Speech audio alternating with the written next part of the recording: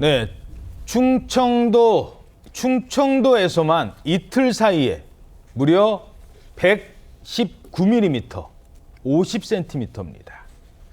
이른바 200년 만에 괴물폭우가 내리면서 전국 각지가 극심한 피해를 당하고 있습니다.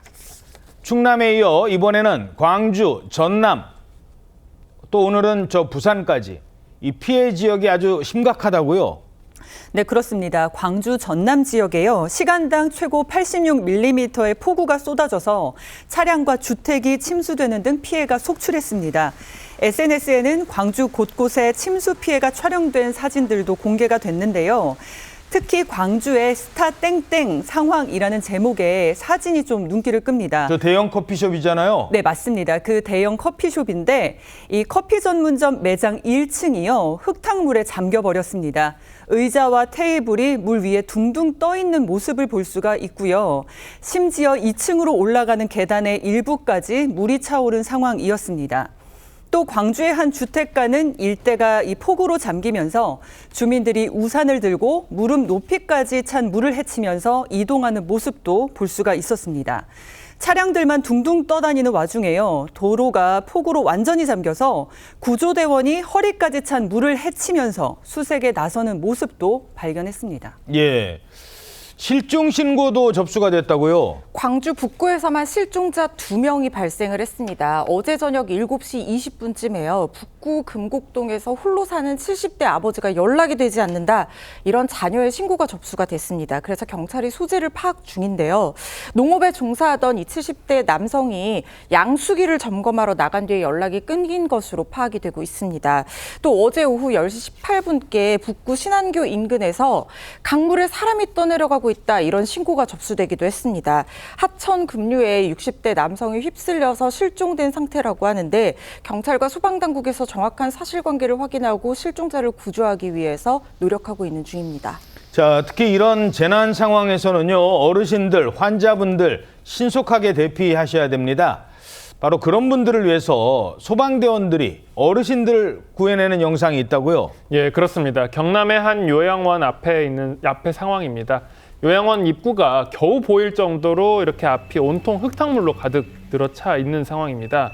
거동이 어려운 분들은 절대로 움직일 수 없을 걸로 보이는데요. 소방대원들이 이 휠체어에 탄 어르신들을 구조보트를 태워서 밖으로 모시는 모습이 공개가 됐습니다. 아, 저 휠체어 타신 채로 보트를 타셔야 되는군요. 그렇습니다. 광주 소방본부 소속 구조대원들도 있는데 한밤중에 어르신들을 직접 업어서 대피시키는 그런 사진도 지금 공개가 됐는데요. 지금은 구조대원이 아예 할머니를 업고 갑니다. 그렇습니다. 이 폭우로 차오른 물살을 맨 다리로 가르면서 구조에 힘쓰는 모습입니다.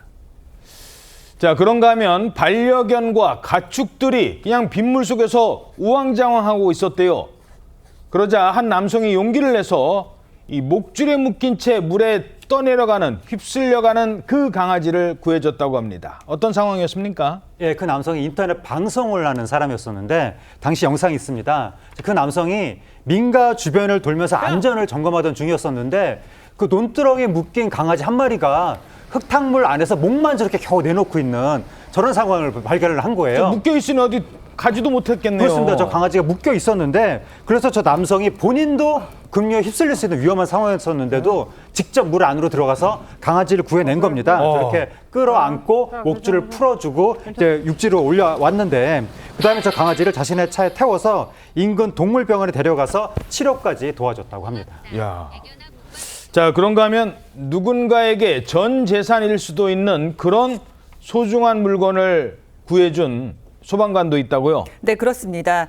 광주 북부 소방서는요, 지난 17일 낮 12시 반쯤에 광주 북구 중흥동의 전남대 정문 앞에서 침수 차량 관련 신고가 접수가 돼서 출동을 했습니다. 예. 그런데 현장에 도착한 박선홍 소방위가요, 우수관 정리와 안전조치 작업을 하던 중에 예. 도로변에서 젖은 봉투 하나를 이렇게 발견했습니다. 저거 잠깐만 살짝 무슨 돈 같은데? 네, 꽤 두툼한 봉투였는데 봉투 안에는 현금 540만 원이 들어 있었고요. 겉면에는 한 업체의 이름이 적혀 있었습니다. 박 소방위는 이 포구에 떠내려온 유실물로 판단을 하고 상황실에 보고한 뒤 북부 경찰서에 현금 봉투를 인계했습니다. 이야. 경찰은 봉투에 기재된 회사명을 바탕으로요. 현재 소유주 이 확인에 나선 상태라고 합니다. 현금 현찰이 저렇게. 자, 대체 이번 비 언제까지 내리는 걸까요? 전국적으로 내일 고비를 맞을 전망입니다. 기상청에 따르면요. 19일까지 전국 대부분 지역에서 돌풍, 천둥, 번개를 동반한 시간당 30에서 80mm의 매우 강하고 많은 비가 예상된다고 밝혔습니다. 좁은 지역에 매우 강하고 많은 비가 내리면서 지역에 따라 강수 강도라든가 강수량의 차이가 있다고 하는데 특히 올해 비가 특징이 좁은 지역에 갑자기 확 쏟아지다가 개었다가 이 강약을 반복하거든요. 그래서 이렇게 강약 반복하면서 소강 상태를 보이는 곳도 있을 것이라고 합니다. 하지만 소강 상태라고 하더라도 언제 다시 폭우가 쏟아질지 모르는 만큼 끝까지 방심하지 말고 비 피해에 대비해야겠습니다.